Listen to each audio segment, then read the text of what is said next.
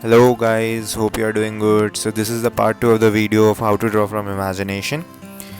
Uh, if you have not seen the part 1, I would request you to go and see the part 1 before this. In that I have drawn the basic outline of the sketch on how to draw from imagination. That was just starting from the outline to the full blown sketch, right? So in what I would be doing in this video, I will be drawing the face. I will be shading the face and making it complete before shading the whole drawing. The whole drawing looks cool, as you might have seen in the thumbnail. But yeah, right now we are just drawing the face. So for the face, what we are doing is we are first shading the eyes, because eyes are the darker areas here. So in this drawing, what I am done is the eyes are as I have imagined it, her eyes are closed, right? She is just looking, she has just closed her eyes, she is just thinking about something, and she has just put her head on her within her hands. And yeah, so what we are first doing is we are just shading the darker areas like the eyebrows and the eyelashes. So what I'm doing is I'm doing the eyebrows right now with the charcoal pencil, as you can see. So for the eyes, for the closed eyes to look realistic, you have to be careful. Like you have to do the darker areas first, and for the lighter shades, you should use like a 2B pencil and a HB pencil, and you should provide a gap in between. Like gap is something like for the lighter shades, so that it look realistic, right? So after this, I'm doing the nose, the darker parts of the nose.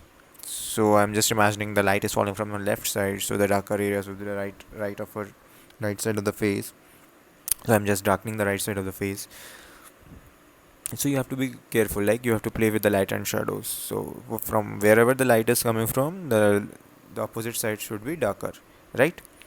And yeah, the measurements you have to be careful. Like both the eyes should be of equal size, otherwise it would look odd, right?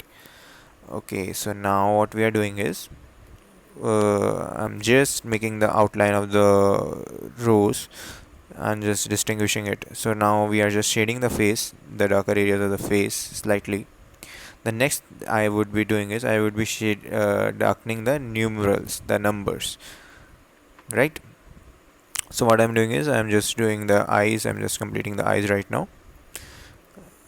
So first we are doing the eyes and just shading it with a 2B pencil, right? And now we would be doing the numbers of the clock, right? So for that you have to be careful, you have to be careful. Like, see what I have told you. If you don't remember, what I have done is I'm just imagining her face to be and the clock is superimposed over her face to symbolize time, right? So what I'm doing is I'm just making the hour hand and the minute hand of the clock. To make it more realistic, you can draw the shadows. First you can darken the hands with the help of the charcoal pencil, then you can make the shadows, right?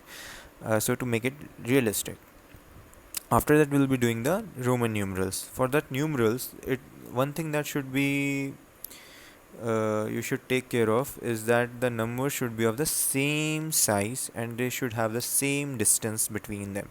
Otherwise the clock would not look good and it would look odd, right? So I'm just darkening it with a charcoal pencil. I have made the outline first so that the mistakes I wouldn't be making any mistake in this. And the thing that you are doing is you are making the numbers because the girl is putting her hands over the face, so the numbers would be hidden right over the cheeks. So what you have to do is you have to carefully draw the numbers. You don't have to because you have to leave out the spaces, right, from way for the hands and for all. So the numbers won't be complete, they would be half like this because the other areas would be superimposed by her hand or the rose and those things.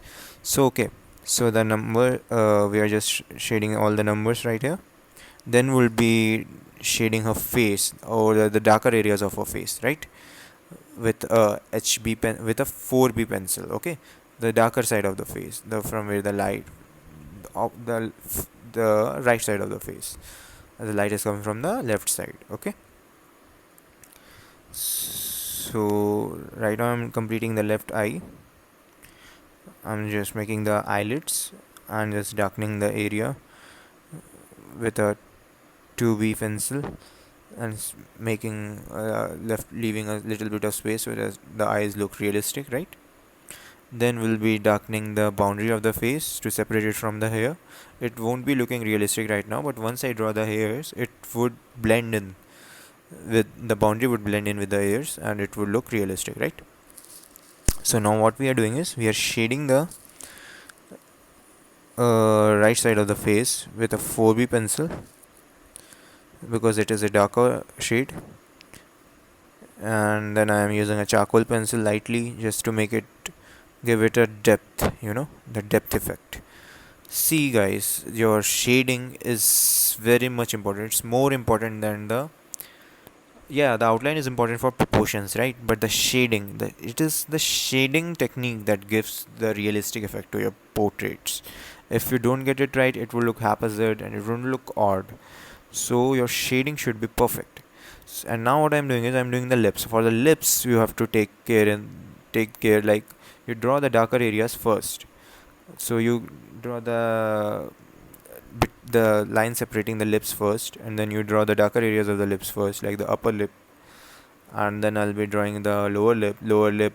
Upper lip I have drawn with a charcoal pencil, and the lower lip I'll be drawing with a 4B pencil, and leaving the unshaded regions as it is, so that to give it a realistic effect, right?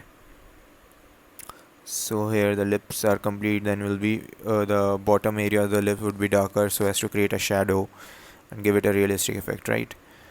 And yeah, I think the face is partially complete right now. I would say 80% of the face is complete. Yeah, so this is the final image of the face that it looks like. I think it looks good. Next would be doing the ears or the rose area. We'll be going from the upper part of the portrait to the lower part. I hope you like this. Stay tuned for the next part of the video.